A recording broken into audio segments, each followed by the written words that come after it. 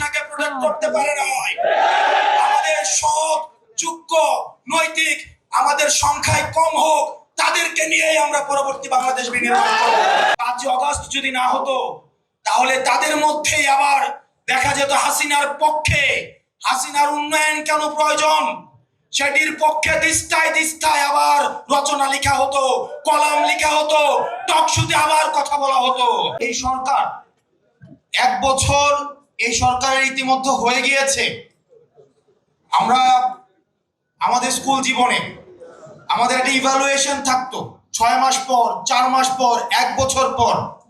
এই সরকার প্রকাশ করতে হবে গত 1 বছরে এই সরকার কি কি করেছে, সেটা আমাদের সামনে প্রকাশ করতে হবে। 2 নাম্বার বিষয় হচ্ছে পরবর্তীতে যতদিন থাকে সরকারের কি কি পরিকল্পনা রয়েছে, বিশেষ করে 3টা বিষয়ে। 1 মিডিয়া, 2 অ্যাডমিনিস্ট্রেশন এবং 3 মিলিটারি। এই 3টা বিষয়ে সরকারের কি ধরনের ব্যবস্থা রয়েছে, কি ধরনের পরিকল্পনা রয়েছে, সেগুলো আমাদের সামনে প্রকাশ করতে হবে। আপনারা যদি দেখেন মিডিয়ার যে বর্তমান বাস্তবতা, মানে পৃথিবীতে আর কোথাও এ ধরনের মিডিয়া আছে কিনা এই বিষয়টি প্রশ্নবিদ্ধ। মিডিয়ার কাজ হচ্ছে নিজে গিয়ে ইনভেস্টিগেট করে সংবাদ সংগ্রহ করা। আমরা সেই জায়গায় দেখতে পাচ্ছি বর্তমান অধিকাংশ মিডিয়ার ভাইয়েরা এসে যারা নির্মোহভাবে, বস্তুনিষ্ঠভাবে যারা কাজ করতে চায়, তারা আমাদের কাছে এসে অভিযোগ জানায় যে ভাই, মিডিয়ার যে মেকানিজম সেখানে কাজ করা অনেক বেশি ডিফিকাল্ট হয়ে যাচ্ছে। ক্যান্টনমেন্ট থেকে এক্সট্রিম মশার কয়েল প্ল্যান্ট ফাইবার দিয়ে তৈরি, ডেঙ্গু, চিকুনগুনিয়া বাহি সহ যে কোনো মশার বিরুদ্ধে দেয় এক্সট্রিম সুরক্ষা। ডিজিএফআই থেকে নিউজ লিখে মিডিয়াতে দেয় এবং সেইটা মিডিয়া ছাপায়।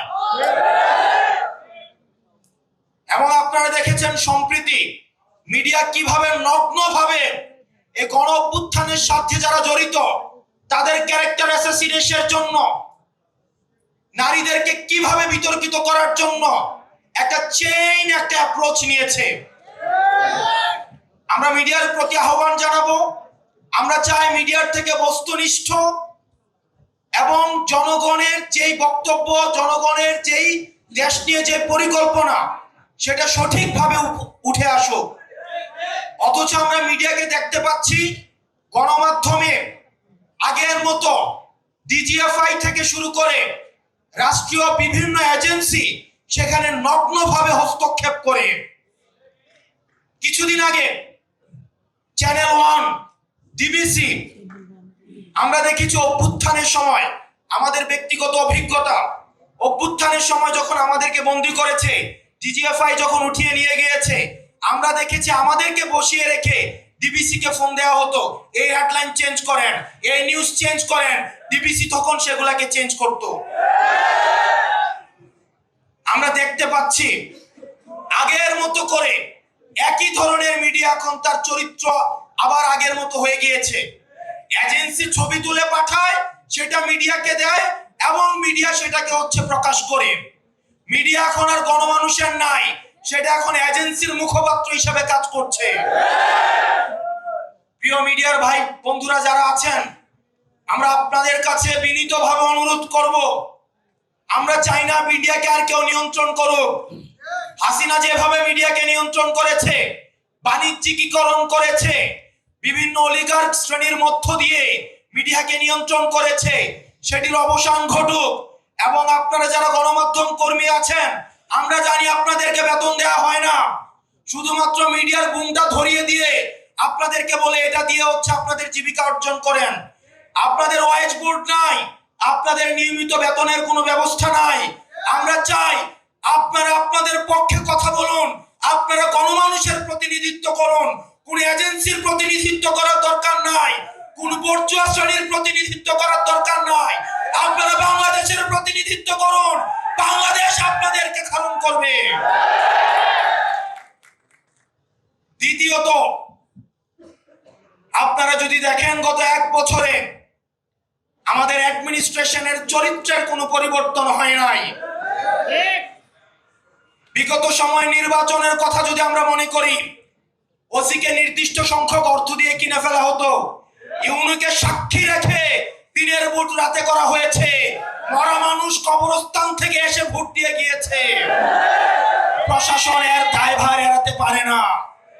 আমরা দেখলাম 5ই আগস্টের পরে বঞ্চিত নামের এক ধরনের গোষ্ঠী এই অ্যাডমিনিস্ট্রেশনকে কব্জা করেছে। আমরা কিন্তু দেখি নাই গত 15 বছর কোন অ্যাডমিনিস্ট্রেটিভ অফিসার, কোন সচিব, কোন ডিসি, কোন এসপি তিনি পদত্যাগ করতে চেয়েছেন হাসিনার বিরুদ্ধে গিয়ে। প্রিয় যুব সমাজ, 5 আগস্ট যদি না হতো তাহলে তাদের মধ্যেই আবার দেখা যেত হাসিনার পক্ষে, হাসিনার উন্নয়ন কেন প্রয়োজন সেটির পক্ষে দিস্তায় দিস্তায় আবার রচনা লেখা হতো, কলাম লেখা হতো, টকশোতে আবার কথা বলা হতো। আমরা একটি নির্বাচনের গণতান্ত্রিক উত্তরণের জন্য নির্বাচনের দিকে যে যাচ্ছে সেটির আগে অ্যাডমিনিস্ট্রেশন সংস্কার করে আমরা এই ব্যুরোক্রেটদের আমরা ভূমিকা সম্পর্ক নিশ্চিত হতে চাই। যারা আগের 3টা নির্বাচনের সাথে জড়িত তাদেরকে দৃষ্টান্তমূলক তাদের ব্যবস্থা নিতে হবে। প্রিয় যুব সমাজ, সেটির বিষয়ে আমাদের ভয়েস রেজ করতে হবে মাঠে এবং জনগণের মধ্যে সে বিষয়ে সচেতনতা বিস্তার করতে হবে। আর কোন প্রশাসন যেন হাসিনার সেবাদাস হিসেবে জনগণের বিপক্ষে গিয়ে ব্যালট যুদ্ধে ব্যালটকে বুলেটের সামনে রেখে জনগণের বিপক্ষে কাজে না লাগাতে পারে। আমরা দেখেছি বুলেট দিয়ে ব্যালটকে নিয়ন্ত্রণ করা হয়েছে। প্রিয় যুব শক্তি, আমরা অ্যাডমিনিস্ট্রেশনের যারা রয়েছেন পরবর্তী বাংলার সুযোগ নেই, কিন্তু দয়া করে আপনারা এনসিপি পন্থী হওয়ার দরকার নাই, আপনাদের জামাতপন্থী হওয়ার দরকার নাই, আপনাদের বিএনপি পন্থী হওয়ার দরকার নাই। কোন রাজনৈতিক পন্থী হলে সেটার পরিণতি কি হয় সেটা আপনারা 5 আগস্ট দেখেছেন। দয়া করে আপনারা যে শপথ নিয়ে জনগণের সেবা করার জন্য আসেন, আপনারা দয়া করে বাংলাদেশ পন্থী হন। সর্বশেষ সবচেয়ে কনসার্নিং বিষয়, আমরা দেখেছি গুম খুন হত্যার সাথে কিভাবে রাষ্ট্রীয় এজেন্সিগুলো কিভাবে জড়িত রয়েছে। 5 আগস্টের পূর্বে আমাদেরকে ভিলেন বানানোর চেষ্টা করা হয়েছে। আমরা দেখেছি এজেন্সিগুলো মিডিয়াকে নিয়ন্ত্রণ করে, এজেন্সিগুলো ব্যুরোক্রেটদেরকে নিয়ন্ত্রণ করে। সেজন্য ডিজিএফআই নামে যে সংগঠনটি রয়েছে সেটির বিরুদ্ধে যথাযথ ব্যবস্থা নিতে হবে। পৃথিবীতে আর কোন অর্গানাইজেশন নেই। আপনি যদি সিআই এর কর্মকাণ্ড দেখেন, তারা ইন্টারনাল এই ডোমেস্টিক পলিটিক্স নিয়ে তারা কখনোই, আপনি দেখবেন ডিজিএফআই বিদেশে বাংলাদেশ নিয়ে কি ষড়যন্ত্র হচ্ছে সেটি নিয়ে কোনো তথ্য নেই। তারা একটা রাজনৈতিক দলের সাথে আরেকটা রাজনৈতিক দলের, একটা রাজনৈতিক নেতার সাথে আরেকটা রাজনৈতিক দলকে কিভাবে মুখোমুখি দাঁড় করিয়ে দেওয়া যায় সেটি নিয়ে তারা দিনরাত ব্যস্ত থাকে। আমরা বলবো আপনারা আপনাদের কাজ করেন। এই আনঅডিটেড, আপনারা যদি দেখেন ডিজিএফআই এর কিন্তু অর্থ কখনো হিসাব করা হয় না। একটা আনঅডিটেড একটা ফান্ডেড একটা প্রতিষ্ঠান হচ্ছে ডিজিএফআই, এবং সেটাকে দীর্ঘদিন গুম খুন হত্যার সাথে সেটাকে জড়িত করা হয়েছে। দুঃখজনক ভাবে আমরা দেখছি রাষ্ট্রের অনেক বড় বড় কর্তা ব্যক্তিত্ব এখন ডিজিএফআই এর পক্ষে দাঁড়িয়ে যাচ্ছে। আমরা চাই এই প্রতিষ্ঠানটাকে সংস্কার করতে হবে, প্রয়োজনে প্রতিষ্ঠানটাকে ব্যান করে দিতে হবে। ব্যান করে দিয়ে এই মিলিটারি অর্গানাইজেশনকে বাংলাদেশ পন্থী হিসাবে গড়ে তুলতে হবে। কোন দলপন্থী করার কোনো প্রয়োজন নাই।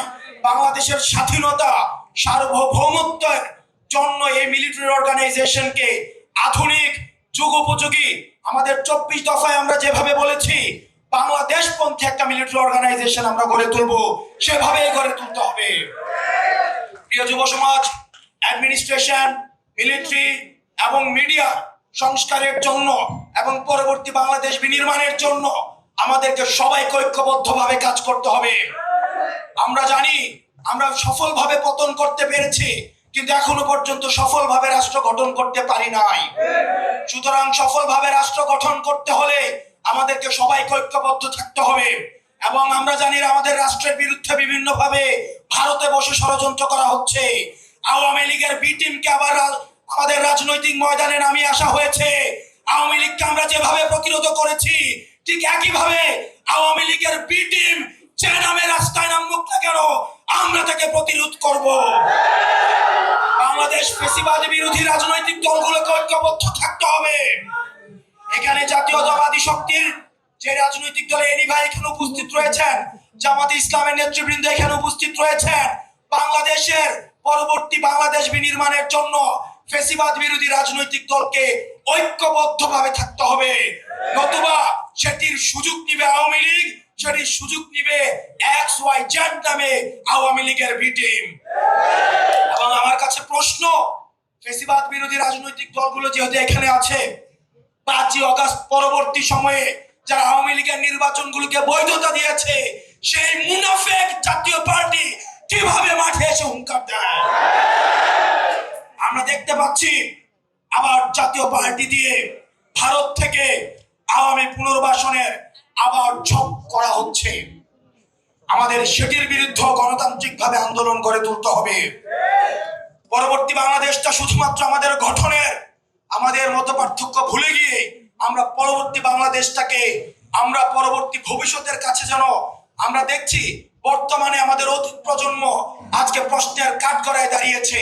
ঠিক একইভাবে আমরা যদি 90-এর মতো ব্যর্থ হই, আমরা যদি 71 পরবর্তী প্রজন্মের মতো ব্যর্থ হই, তাহলে 24 প্রজন্ম ভবিষ্যতের প্রজন্মের কাছে আমরা প্রশ্নবিদ্ধ হব। সেজন্য আমাদের রাষ্ট্র গঠনে আমাদের দায়িত্ব রয়েছে। একই সাথে সাথে আমাদের যুব শক্তির ভাইরা যেহেতু এখানে রয়েছেন, আমাদের একই সাথে সাথে আত্মসমালোচনাও করতে হবে। আমাদের দলে আমরা দেখছি অনেকে সুযোগ সন্ধানী হয়ে চাঁদাবাজের সাথে, দুর্নীতির সাথে, তদবিরের সাথে, টেন্ডারবাজির সাথে জড়িত হওয়ার চেষ্টা চালাচ্ছে। তাদের বিরুদ্ধে আমাদের সচেতন থাকতে হবে। লক্ষ লক্ষ নেতা কর্মীর আমাদের কোনো প্রয়োজন নাই। সংখ্যায় লক্ষ লক্ষ নেতা কর্মী হাসিনাকে প্রোটেক্ট করতে পারে নাই। আমাদের সৎ, যোগ্য, নৈতিক, আমাদের সংখ্যায় কম হোক, তাদেরকে নিয়েই আমরা পরবর্তী বাংলাদেশ বিনির্মাণ করব। প্রয়োজনে আমরা জেলের শিকার হব, আমরা জুলুমের শিকার হব, কিন্তু আমাদের পথ কেউ ঠেকাতে পারবে না। একটি সংখ্যার কথা বলে যেতে চাই। আপনারা দেখেছেন আমাদের সহযোদ্ধা, আমাদের বন্ধু, রাজপথ থেকে উঠে আসা, ফ্যাসিবাদের চোখে চোখ রেখে কথা বলা সার্জিস আলমের বিরুদ্ধে আজকে মামলা দেওয়া হয়েছে। এটা আমাদের জন্য একটা সিগন্যাল। ডিজিটাল সিকিউরিটি অ্যাক্টের কথা বলে হাসিনা আমাদের টুটি চেপে ধরেছে। এই মানহানির কথা বলে আজকে যেভাবে মামলা দেওয়া শুরু করেছে, এটি আমাদের জাতির জন্য একটি সিগন্যাল।